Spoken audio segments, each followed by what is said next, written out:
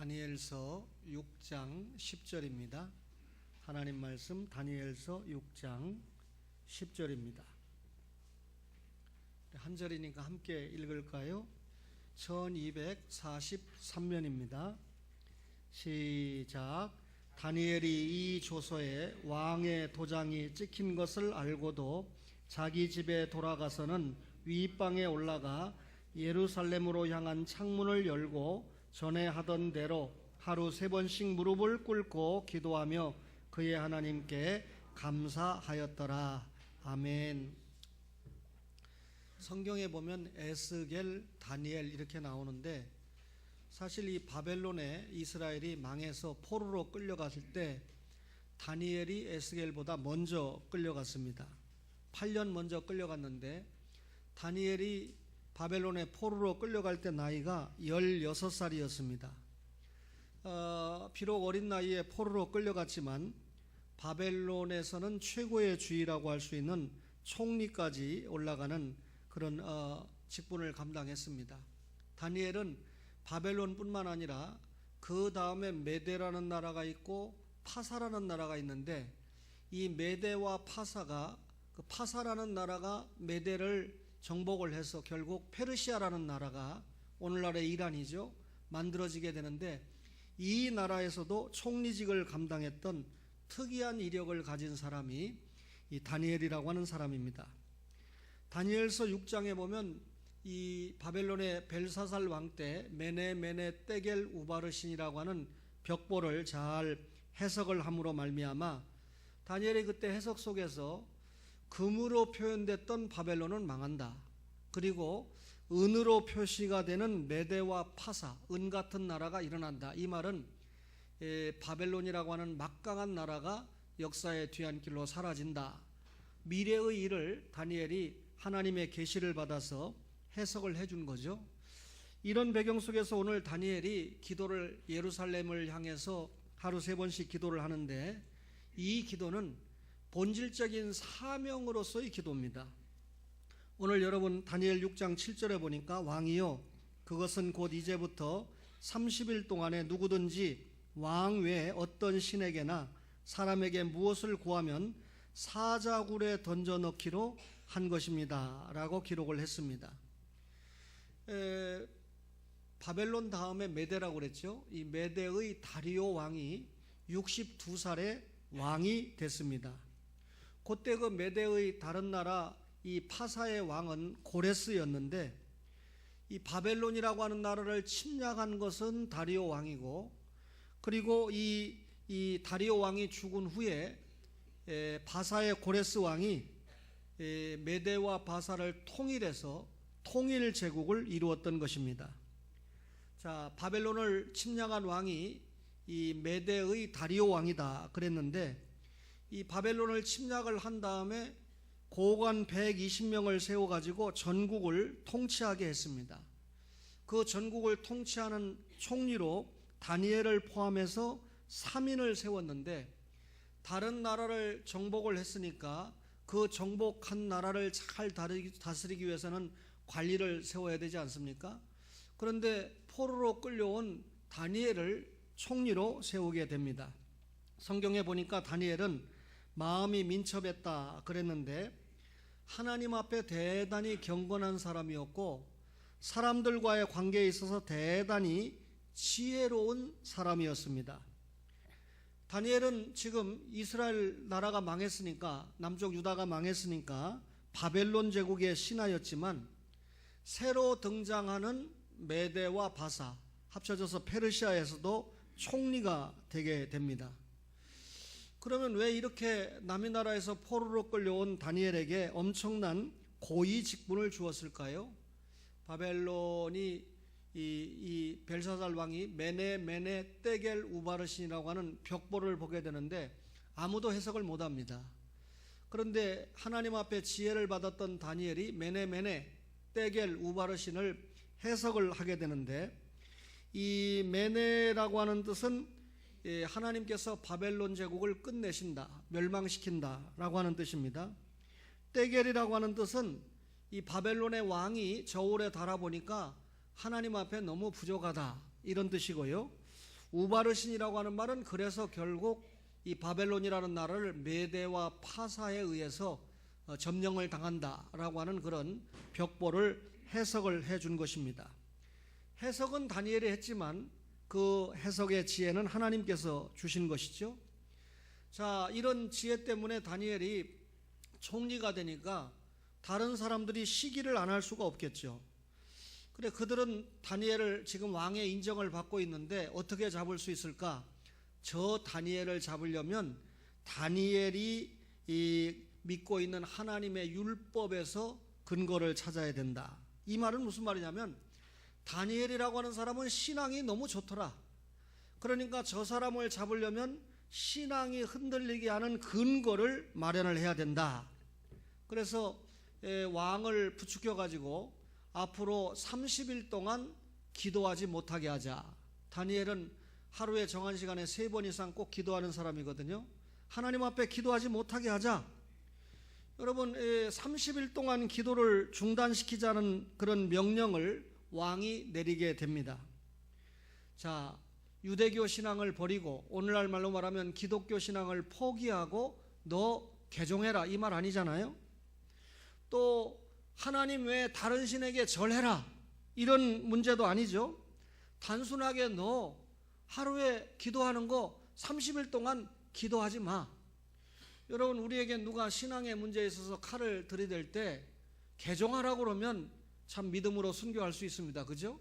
우상 숭배하라고 그러면 거부할 수 있습니다. 그런데 너 기도하면 죽어 그러면 30일 정도 기도 안 하고 끝나고 나면 또 살 수 있으니까, 기도할 수 있으니까 넘길 수 있겠지만 왕의 도장이 찍혀가지고 30일 내에 기도를 하면 사자굴에 던진다는 거예요.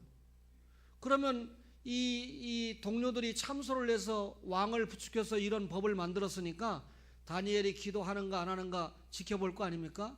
그럼 기도하면 어디에 들어가는 거죠? 영락없이 사자굴에 들어가서 죽게 돼 있는 것입니다. 그런데 다니엘은 왕의 도장이 찍힌 것을 알고도 오늘 여러분과 제가 읽은 본문의 말씀대로 하루 3번씩 예루살렘 성전을 향해서 창문을 열어놓고 기도를 했다. 이 말은 무슨 말입니까? 죽을 거 알고 기도했다 그 말이죠. 여러분과 저가 신앙생활을 하는 데 있어서 기도는 신앙생활의 한 부속품이 아니라는 거죠. 본질적인 사명이라는 겁니다. 예수님을 믿는 신자들에게 있어서 기도는 본질적인 문제다.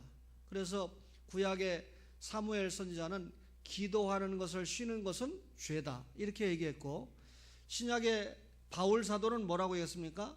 항상 쉬지 말고 기도하라 이렇게 말씀했지요. 따라서 기도는 여러분과 저에게 호흡입니다. 해도 그만 안 해도 그만이 아니고 하나님 앞에 반드시 늘 소통하는 중요한 본질적인 사명이 기도다 그 말이죠. 오늘 다니엘의 기도는 말씀을 믿고 드린 규칙적인 기도였습니다. 다니엘서 6장 10절에 보니까 전에 하던 대로 하루 3번씩 무릎을 꿇고 기도를 했다 그랬습니다. 시기하는 동료들이 다니엘을 죽이려고 틈을 찾았습니다. 그런데 이 다니엘이 국가에 충성하는 이 일에 있어서 틈이 보이지 않았습니다. 그래서 이미 말씀을 드린 대로 다니엘이 믿고 있는 소유하고 있는 하나님의 율법에 관한 문제로 시험을 하는데 30일 동안 족쇄를 채운 거죠. 30일 동안 임시조치법이지만 30일 동안 기도하면 죽는다. 무서운 악법이죠. 다니엘서 6장에 기도하면 죽는다라고 하는 금령, 이게 8번이나 나타나게 됩니다. 다니엘은 이 금령이 자기 자신을 죽이려고 하는 것을 알았어요. 그러니까 기도하면 죽는 거죠. 그런데 다니엘은 기도했습니다. 기도를 중단하지 않았습니다. 왜 그럴까요? 마음의 확정을 한 것이죠. 자신의 생을 정리하고 하나님 만나는 것을 준비하는 심정으로 기도한 것입니다. 왜? 자신이 하나님을 절대적으로 믿는다고 하는 신앙의 결단을 보이는 것이 이런 악법, 임시조치법 앞에 굴복하지 않고 기도하는 것이었기 때문입니다. 여러분, 여기에서 우리는 환경이 기도를 막지 못한다는 것이죠. 어떤 권력도 우리의 기도를 막을 수가 없다는 것입니다. 다니엘에게 있어서 기도는 자신의 영적인 규례였고, 지금 조국을 잃어버리고 빼앗기고 포로 생활을 하는데 이 포로 생활을 이겨내는 중요한 비결 가운데 하나가 기도였다, 그 말이죠. 그래서 전에 행하던 대로 기도했다. 규칙적인 기도를 했다. 기도는 일상화를 이루어 했다, 그 말이죠. 이 말이 무슨 말입니까? 하나님과 영적인 교제가 중단이 없었다. 하나님을 만나는 데 있어서 기도가 중요한데 다른 어떤 장애물도 기도와 대체할 수 없었다, 그 말이죠. 여러분, 이 말은 세상 환경에 따라서 다니엘의 기도가 왔다 갔다 하는 것이 아니라 다니엘의 기도에 세상 환경이 따라올 수밖에 없도록, 그러니까 세상에 끌려간 기도가 아니라 다니엘의 기도가 세상을 끌고 주님 앞에 가는 그런 주도적인 기도 생활을 했다, 그 말이죠. 여러분, 다니엘은 자신의 직무와 세상의 일을 주도하는 것이 기도다라고 하는 것을 알았습니다. 여러분과 저가 신앙생활을 잘하기 원합니까? 가정생활을 잘하기 원합니까? 직장생활을 잘하기 원합니까? 말씀은 기본이죠. 그리고 기도생활이 반드시 수반이 되어야 된다, 그 말이죠. 하루 3번씩 기도했는데 오전 9시, 낮 12시, 오후 3시에 기도했다, 그 말입니다. 아예 습관처럼 기도를 했다, 그 말이죠. 다니엘은 이 기도를 통해서 주님을 만나는 일에 어떤 죽음의 위협에도 굴복하지 않았다, 그 말입니다. 그 말은 무슨 말입니까? 자기 생명보다도 더 귀한 것이 뭐였죠? 하나님을 만나는 기도 생활이었다. 그래서 전에 하던 대로 금령이 선포되든지 말든지 30일 동안 기도하면 죽는다고 악법이 이 왕에 의해서 발표가 되든지 말든지 기도했다, 그 말입니다. 여러분이 다니엘서 6장 사건의 배경은 9장에 나와 있는데 다리오가 왕이 됐습니다. 그때 다니엘은 기도하기로 결정을 했어요.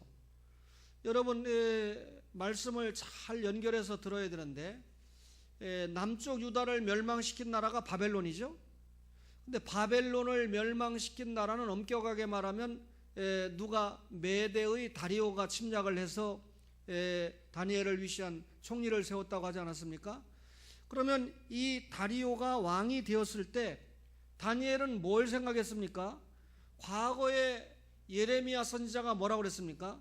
너희들 하나님의 말씀에 불순종하면 유다라고 하는 나라가, 이스라엘이라는 나라가 바벨론에 망한다. 그러나 70년이 차면 돌아온다. 이렇게 말씀을 기억하고 있는 거죠. 그러니까 다니엘은 지금 하나님의 말씀을 기억하는 겁니다. 역사의 벽보를 보니까 바벨론이 지금 망하고 있잖아요.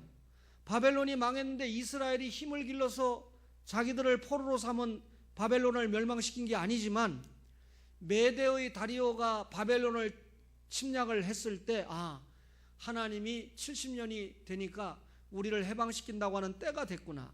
그러면 다니엘이 지금 기도했습니다. 뭘 믿고 기도한 거죠? 하나님, 70년이 차면 우리를 돌아오게 한다고 약속해 주시지 않았습니까?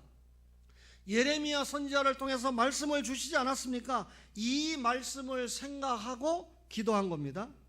그러면 다니엘이 지금 열심히 기도하는 것이 자신의 열심입니까? 기도의 근거가 자신의 열심 때문에 기도했습니까? 하나님의 말씀을 믿고 기도했습니까? 하나님의 신실하신 약속의 말씀을 믿고 기도한 것입니다. 그러면 여러분과 저가 이 말씀을 믿고 기도해야 돼요. 부모에게 공경하면 땅에서 잘되고 장수하게 한다 하는 하나님의 말씀을 믿고 기도하는 사람은 역으로 말해서 부모 공경을 안 할 수가 없겠죠. 제가 목회하는 동안에 우리 초원에서는 절대 불효자가 안 나타나기를 바랍니다. 그래서 우리 안장순 집사님을 위해서 여러분과 제가 열심히 기도했잖아요. 삼층까지 90세가 돼서 못 올라오신다고 이렇게 하소연을 하시는데 올라오실 수 있도록 하나님 좀 도와달라고. 그렇죠? 여러분, 다니엘은 하나님의 응답을 믿고 기도했습니다. 오늘 6장 10절 중에 다시 자기 집에 돌아가서는 윗방에 올라가 예루살렘으로 향한 창문을 열고, 지금 다니엘은 어디서 기도하고 있죠? 집에서 기도하고 있습니다. 집에서 기도하는데 방향은 어디로 잡고 있습니까? 예루살렘 성전이 있는 곳을 향해서 기도를 하고 있어요. 자, 자기 집에서 기도했다는 말은 자기 집을 기도하는 영교의 밀실로 삼았다, 그 말이죠. 하나님을 섬기는 거룩한 처소가 가정이라는 거죠. 예루살렘을 향해서 창문을 열어놓고 기도했다. 여러분, 이 예루살렘을 향했다라는 말은 영적으로 무슨 의미가 있느냐면 하나님을 향해서 기도했다, 그 말이에요. 왜냐하면 이스라엘 백성에게 예루살렘 성전은 누가 임재하는 센터였죠? 하나님이 임재하는 상징적인 센터가 예루살렘 성전 아니었습니까? 따라서 이스라엘 백성들이 예루살렘을 기억한다라고 하는 것은, 성전 예배를 기억한다라고 하는 것은 하나님을 기억하는 것입니다. 따라서 예루살렘을 향해서 기도했다, 이 말은 하나님을 향해서 기도했다. 기도 응답 하나님이 하시잖아요. 지금 다니엘이 기도하는 두 가지 큰 내용은, 하나님, 우리 민족이 지금 포로 생활을 하고 있는데 이 포로 생활에서 청산될 수 있도록 좀 도와주세요, 이렇게 기도했고, 그러면 바벨론 포로에서 돌아오면 포로 생활을 하니까 예배의 자유가 없잖아요. 바벨론 포로 생활이 끝나면 예루살렘으로 돌아가서 성전 예배가 회복되는 것 아니겠습니까? 하나님, 70년이 차면 돌아오게 한다고 하셨는데 이제 70년이 차지 않았습니까? 바벨론이 망하고 있지 않습니까? 우리에게 약속한 그 신실하신 약속이 이루어질 수 있도록 도와주세요라고 기도한 겁니다. 과거에 솔로몬 왕이 성전을 건축하고 봉헌하면서 자신이 주님의 이름으로 성전에서 기도하면 하나님께서 임재하셔서 응답을 해달라라고 기도했습니다. 그러면 성전에서 기도하면 하나님이 임재하셔서 응답하신다, 이 말은 기도의 응답뿐만 아니라 하나님의 계시가 나타나는 장소가 성전이라고 하는 의미를 담고 있지요. 따라서 우리가 기도할 때 맹목적으로 기도하면 안 되고 하나님의 계시에 기초해서, 말씀에 기초해서 하나님 앞에 기도해야 되죠. 자, 여러분과 저는 지금 예루살렘 성전이 아니고 이 상가 건물 3층에서 하나님 앞에 제가 여러분들을 대표해서 오늘 기도했습니다. 또 여러분들은 교회 오시자마자 무릎을 꿇고 기도를 했습니다. 우리는 예루살렘 성전보다 훨씬 더 좋은 성전을 가지고 있는데 그 좋은 성전이 누굽니까? 우리가 믿고 있는 예수님이 곧 뭐라고 그랬습니까? 성전이다 그랬죠? 따라서 우리가 성전이신 예수님의 이름을 의지해서 하나님 앞에 기도하면 하나님께서 들으시고 응답하시죠. 죄와 사망에 포로된 우리를 건져주신 주님의 이름을 의지해서 기도하면 하나님께서 만나주시고 응답하시죠. 그래서 우리가 반드시 예수 믿는 신자가 하나님 앞에 필요한 기도를 올리고 마지막에 예수님의 이름으로 기도드립니다 라고 하는 말씀을 올리는 것입니다. 왜? 진짜 성전이 예수님이니까. 또 여러분, 예수님의 몸된 교회가 성령의 전이잖아요. 여러분, 우리의 이 영혼이 이 마귀가 주장을 하다 추방을 당하고 누가 주인이 됐습니까? 성령님이 주인이 됐죠. 그게 중생이죠. 따라서 우리가 성령의 전인데, 성령의 전인 우리가 교회의 예배를 통해서 하나님 앞에 기도합니다. 예배 시간에 하나님 앞에 기도하는 것이 은혜의 방편이 된다고 교리문답은 설명을 하고 있습니다. 그러니까 이 정도 여러분들이 말씀을 받으면 아이고 뭐 내가 예수 믿고 내가 천당 가는 거고 내가 기도하면 되는 거지, 아니라는 얘기죠. 성령님의 전인 교회를 통해서 예배와 함께 오직 주 예수 그리스도의 이름으로 기도하는 것이 중요하다, 그 말입니다. 여러분과 저가 그렇게 다시 한번요, 성령님의 전인 교회 우리 아닙니까? 그리고 예배와 함께 하나님 앞에 예배를 드린다는 마음으로 예수 그리스도의 이름을 통해서 기도를 하면 하나님께서 응답해 주신다, 그 말이죠.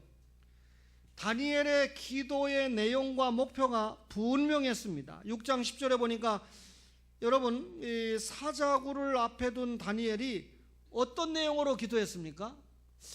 아마 저 같으면 하나님, 왕이 제가 기도하는 거 들키면 사자굴에 집어넣는다고 했는데 하나님 좀 살려주세요, 뭐 이렇게 기도했을 수도 있겠어요.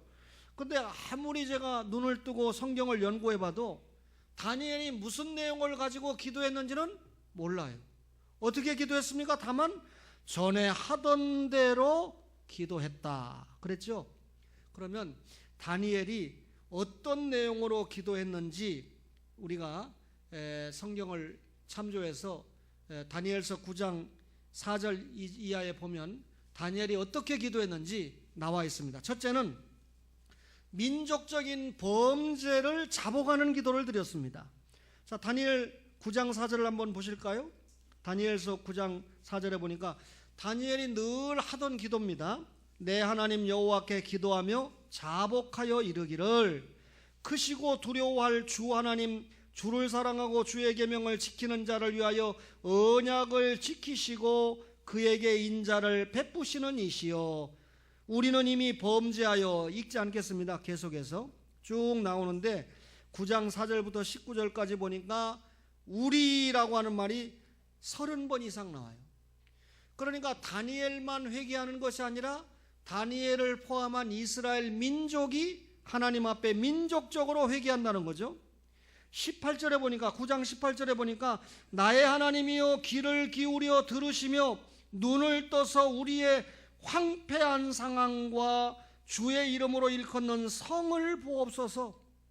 우리가 황폐한 상황에 놓여있다, 나라 뺏기고, 우리가 주 앞에 간구하는 것은 우리의 공의를 의지하여 하는 것이 아니다 라고 기도합니다.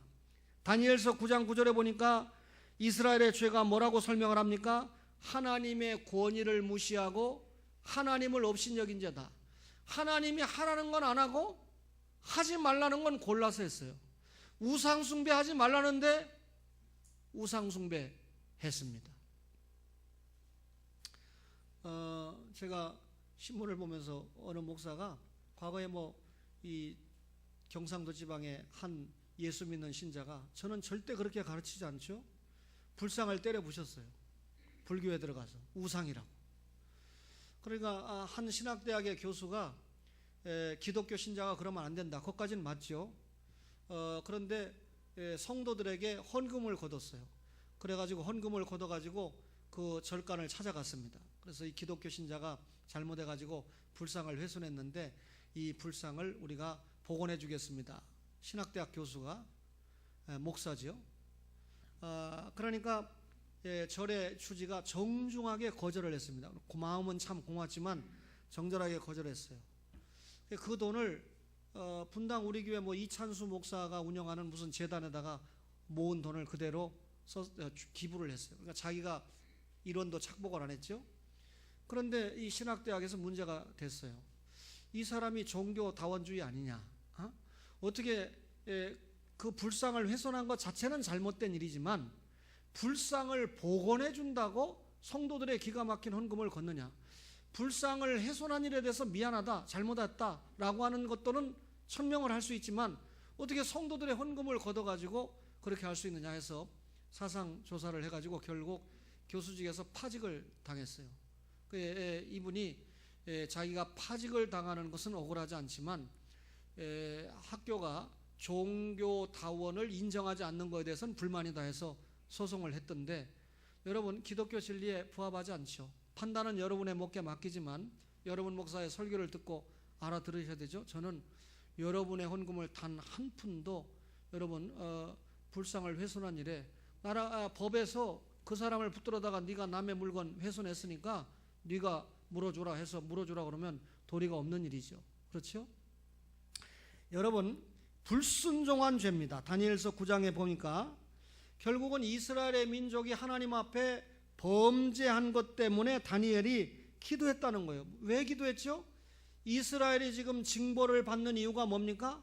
이스라엘이 민족적으로 죄를 범했기 때문에 징계를 받는다는 거예요. 다니엘은 이제 70년의 기간이 끝나고 있는 거 알았죠? 70년은 무슨 기간입니까? 이스라엘이 하나님 앞에 범죄한 결과 하나님 앞에 연단받고 훈련받는 회개의 기간이었다는 거예요. 다니엘이 하나님 앞에 민족적인 범죄를 놓고 기도한 건, 하나님, 우리가 70년 동안 회개했습니다. 하나님의 말씀에 불순종한 거 회개했습니다. 용서해 주세요. 그러면 여러분, 다니엘이 무슨 기도를 한 겁니까? 민족적인 범죄를 회개하는 기도를 한 것이죠. 그렇죠? 여러분, 우리나라에 1884년에 알렌 언더우드 선교사가 들어오면서 기독교 복음이 전파가 됐습니다. 조선시대 이 왕정시대가 끝나버리고 해방이 된 이후에 여러분, 사실상 이 미국의 혜택을 받아서 민주공화국이 만들어지지 않습니까? 이 민주공화국이 만들어지는 과정에서 여러 가지 진통이 있지만, 여러분, 이 나라가 얼마나 세계 속에 알려질 수 있는 그런 대국으로 성장을 했습니까? 미국의 헌법, 토마스 제퍼슨이 3대 대통령이 만드는 건데, 그 헌법을 기초해서 우리나라 유진호 박사가 헌법을 만들고, 그리고 오늘날까지 이 헌법이 이 정교 분리의 원칙에 의해서 이어져 오고 있습니다. 여러분, 광화문 촛불, 태극기 집회가 이번 주에 이제 어떻게든 결정이 날 텐데, 왜 이런 혼란이 우리나라에 왔는가? 여러분, 여러 가지 문제가 있지만 알고 보면 우리 민족적인 범죄 때문에 이런 문제가 왔습니다. 기독교적인 혜택은 엄청나게 누리고, 여러분, 선교사들이 와서 학교 세웠죠. 선교사들이 와서 병원 세웠죠. 여러분, 이런 일로 말미암아 이 나라가 세계화가 되고 여러분 잘 사는 나라가 되는데, 이 기독교의 혜택을 엄청나게 받아놓고 기독교적인 삶을 사는 데는 불신자는 말할 것도 없고, 예수 믿는 신자들도 예수님을 믿는다고 하면서 삶이 수반되지 않기 때문에 민족적인 범죄로 연결이 됩니다. 그러니까 이런 사태 앞에서 철저하게 여러분과 저는 하나님 앞에 회개해야 되죠. 교회가 회개하고 예수 믿는 성도들이 회개할 때 문제는 해결이 될 수 있다. 다니엘이 그때 민족적인 범죄를 내어놓고 하나님 앞에 기도했던 것처럼, 예수 믿는 여러분과 저가 하나님 앞에 이 민족의 죄, 특별히 예수 믿는 신자와 교회의 죄를 내어놓고 나라를 선도하지 못하고 빛과 소금의 사명을 감당하지 못한 죄를 하나님 앞에 회개하는 것이 필요하다, 그 말이죠. 그 다음에 여러분, 이 다니엘이 기도한 것은 구약 교회를 회복시켜 달라고 기도했습니다. 전에 하던 대로 이렇게 기도했는데, 여러분, 다니엘의 관심이 뭐죠? 이 위기를 단순히 모면하고 구출받는 것을 위해서만 기도한 거 아닙니다. 하나님께서 구약 교회를 회복시켜 주세요. 여러분, 우리가 이스라엘 민족, 이스라엘 국가 그러면 선택받은 민족인데, 신약의 누구라고 여러분에게 제가 설명을 했습니까? 신약의 교회, 예수 믿는 신자가 구약의 이스라엘의 교회다. 그러면 70년이 찼으니까 이스라엘 민족, 이스라엘 교회를 회복시켜 달라는 말은 다니엘이 구약의 교회를 회복시켜 달라, 이렇게 기도한 겁니다. 여러분, 교회가 회복이 되지 않으면 하나님과의 관계가 정립이 될 수가 없습니다. 먼저 그의 나라와 그의 의를 구하라, 그렇게 말씀을 했습니다. 예수님도 십자가를 앞에 놓고 여러분 그렇게 기도했죠.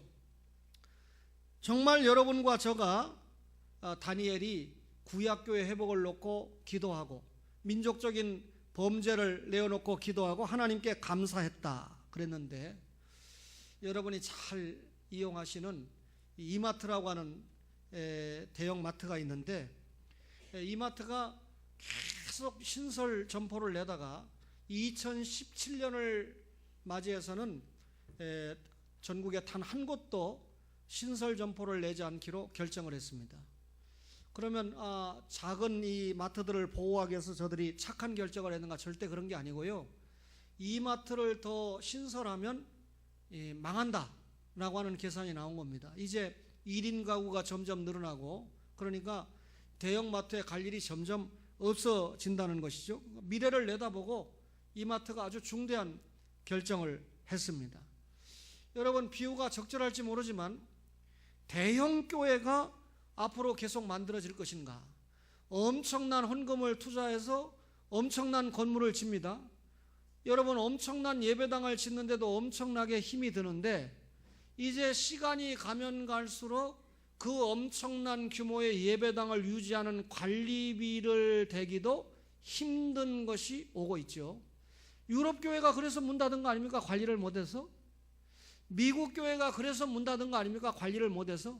그래서 그 중에 몇백 년 된 유명한 건물은 국가에서 샀잖아요. 왜냐하면 이 종교 전통을 보존해 주기 위해서 국가에서 샀잖아요.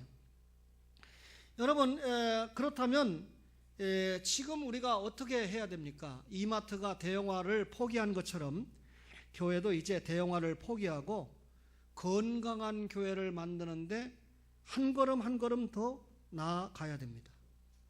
여러분, 우리 교회로 말하면 건강한 교회를 만드는데 제 생각에 70년대생들이 엄청난 역할을 해야 된다라고 하는 생각을 해요. 건강한 교회를 만들려면 어떤 교회가 돼야 될까요? 강하고 작은 교회가 돼야 됩니다. 그죠? 강하고 작은 교회가 돼야 된다. 작은 교회지만 선교하고 기도하고 경건한 교회가 돼야 된다. 그렇죠? 그 다음에 여러분, 형식적인 행사를 배제하는 교회가 돼야 됩니다. 보여주기 위해서 엄청난 돈을 투자하고 형식적인 행사를 하는 거 배제해야 되죠. 여러분, 교회의 권위주의도 배제를 해야 됩니다. 목사의 권위, 지금 설교할 때 권위뿐입니다. 하나님 말씀 전하니까. 그죠? 장로님의 권위, 여러분, 장로의 일을 감당할 때만 권위가 있는 겁니다. 평상시에는 다 이렇게 이 어머니들 손잡아 주고, 그렇죠? 이 안장수 집사님이 올라오니까 자기 어머니가 올라온 것처럼 성도들이 기뻐하는 그 모습, 권위 다 배제해야 됩니다. 성도와 성도 간에 여러분 진실한 소통, 진실한 교제가 이루어지는 교회가 여러분 건강한 교회죠. 어떤 집에 장례가 났든지, 어떤 집에 이 결혼식이 있든지, 누가 병원에 입원했든지 전혀 관심이 없고, 몇천 명, 몇만 명 되는데 장로님이 교회 나왔는지 안 나왔는지도 모르는데 여러분 그거 살필 수 있겠습니까? 여러분, 성도와 성도 간에 사랑하고 소통하는 교회, 건강한 교회죠.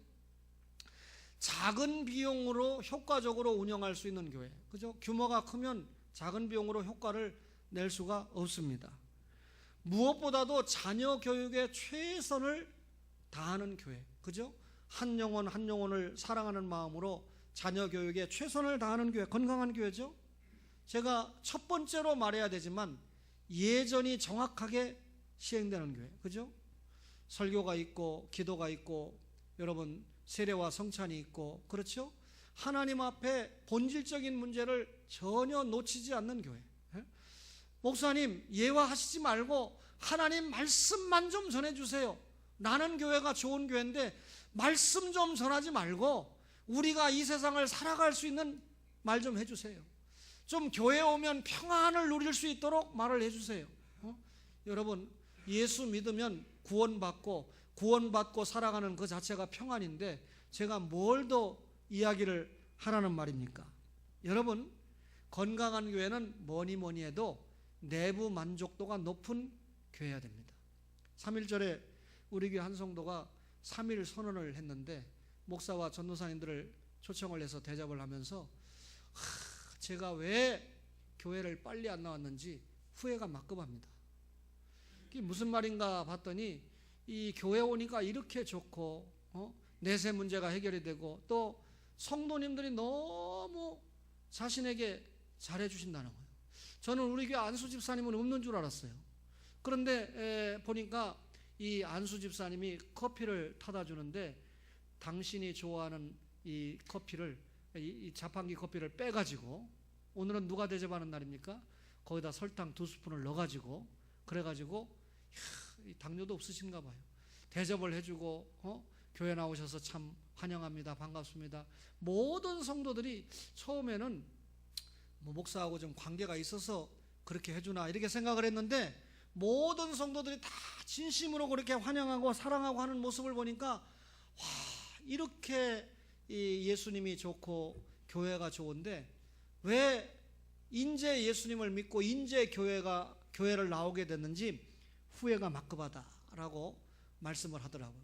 3일 선언입니다. 그게 제가 그 말씀을 듣고 얼마나 목사가 은혜가 됐는지. 근데 그분이 오늘 친필 가보 성경을 아마 우리 전도사님이 책을 사줬는 모양이에요. 근데 2달 만에 2017년 1월 1일부터 쓰기 시작해서 1월 말까지 마태복음부터 요한복음까지 다 기록을 했어요. 그래서 저에게 오늘 목사님 이렇게 제가 사복음서를 썼습니다. 이렇게 해서 가져왔는데 아마 뭐 유동진 장로님이나 정찬배 장로님이 이걸 써가지고 와가지고 저한테 가져왔으면 그런가 보다. 그거 왜 가져옵니까? 제가 이렇게 말할 수 있을지 몰라요. 그런데 이 처음 교회 나오신 분이 이렇게 쓰셨는데 뭐 내용을 알고도 썼겠고 모르고도 썼겠고 하는데 참 이 말씀을 쓰는 가운데 하나님이 역사를 하셨겠다. 함께 하셨겠다. 아마 이런 말씀을 쓰시면서 은혜가 되니까 내가 교회 왜 빨리 안 왔는지 모르겠다라고 하는 그런 선언을 하셨는지 모르겠어요. 여러분, 새로운 신자들이 와서 엄청난 만족을 느낄 수 있는 교회로 만들어야 됩니다. 그죠? 좋은 만찬이 나오면 싹쓸이 해가지 말고 새로운 신자가 먼저 먹을 수 있도록 양보하고, 그죠? 커피도 빼다 드리고, 그죠? 그리고 가서 먼저 찾아가서 인사하고, 여러분 이런 좋은 교회, 건강한 교회로 만들어야 되죠. 그래서 상대방의 가정에 무슨 일이 있는지, 그분의 기도 제목이 뭔지, 저분에게 필요한 것이 뭔지 마음적으로 위로하고 기도하고 함께 하나님 앞에 찾아가는 그런 이 교회가 좋은 교회이지 않겠습니까? 여러분, 초원의 모든 가족들이 건강한 교회 만드는데 함께 최선을 다해 주기를 바랍니다. 다니엘은 민족적인 범죄를 자복하는 기도를 했다고 그랬어요. 또 교회를 회복시켜 달라고 기도했다고 그랬습니다. 우리도 민족적인 범죄를 자복하는 기도해야 되고 교회를 회복시켜 달라고 기도해야 됩니다. 칼빈은요, 기도는 믿음의 최상의 실천이다. 우리가 믿음을 가지고 있는 최상의 실천이 기도다. 칼빈이 그렇게 이야기를 했습니다. 그렇다면 우리가 먼저 엎드려 기도해야 됩니다. 그리고 회개해야 됩니다. 하나님 나라, 교회 회복을 위해서 기도해야 됩니다. 저는 이 젊은이들은 알지 모르겠어요. 칙필레라라고 하는 유명한 외국의 레스토랑이 있다는데 우리나라로 말하면 뭐 유명한 레스토랑이겠죠. 근데 그 앞에 이 노숙자가 배가 고파가지고 침을 흘리고 있는데 지배인이 그걸 보고 노숙자에게 말을 합니다. 내가 당신을 위해서 기도하는 것만 허락해 준다면 내가 세트 메뉴를 그냥 제공하겠다. 아니, 노숙자가 지금 배가 고파서 침을 흘리고 있는데 자기를 위해서 기도하는 것만 허락해 주면 준다고 그러니까 허락을 하지 않았겠어요? 근데 이 매니저가 그 노숙자를 붙잡고 얼마나 냄새나는 노숙자를 붙잡고 진심으로 간절하게 예수 믿고 구원받으라고 기도하는지 그만 그것을 본 손님이 감동을 받아가지고 그만 신문에 내버렸어요. 그래서 한동안 인터넷 신문을 달궜던 일이 있는데 가짜 뉴스가 너무 돌아다니지만 이건 진짜 뉴스더라고요. 그래 이 손님이 그 지배인의 기도가 정말 영혼을 사랑하고 정말 한 영혼을 위하는 마음을 간절히 느꼈다라고 하면서 보도를 했습니다. 여러분과 저에게 이런 간절한 기도, 이런 영혼을 사랑하는 기도가 있어야 됩니다. 영혼을 사랑하니까 기도가 되고 영혼을 사랑하니까 여러분 주님 앞에 나오게 되는 거죠. 우리 김옥희 집사님이 뭐 여러분들이 다 알아야 돼요. 기도해야 되니까 전도를 했는데 한 2번 나왔잖아요. 박용국 성도님이라고. 이 최 전사님이 신방을 가니까 아이, 신방 오지 마세요. 전화도 하지 마세요. 나 교회 안 갑니다. 그런데 안 갑니다. 예, 그런데 안 갑니다 하니까 이제 이분은 우리가 기도하면 부러지게 돼 있어요. 그죠? 김옥희 집사님이 전도에 왔다고 그분에게 다 맡기면 됩니까? 열심히 기도해야죠.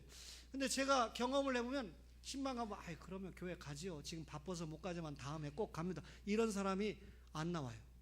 그런데 나 안 갑니다. 오지 마세요. 이런 분이 쉽게 부러지더라고요. 여러분, 기도를 들었으니까 열심히 기도해야 됩니다.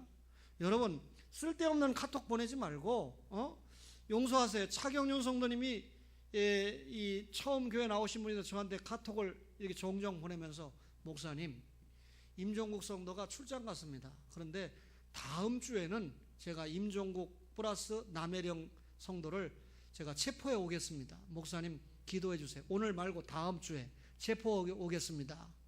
그리고 오늘은 저에게 예고하기를 제 후배 김관수 성도님을 전도해 오겠습니다. 약속을 지켰어요. 전도를 한 앞에 분은 또 사정이 있어서 못 나오기도 하지만 처음 나온 분들이 잘 못 나와도 한 번 나오고 또 좀 쉬었다가 또 나오고 이렇게 하면서 결국 믿음이 생기는 것이 여러분과 저의 경험이지 않습니까? 믿음은 들음에서 나니까요.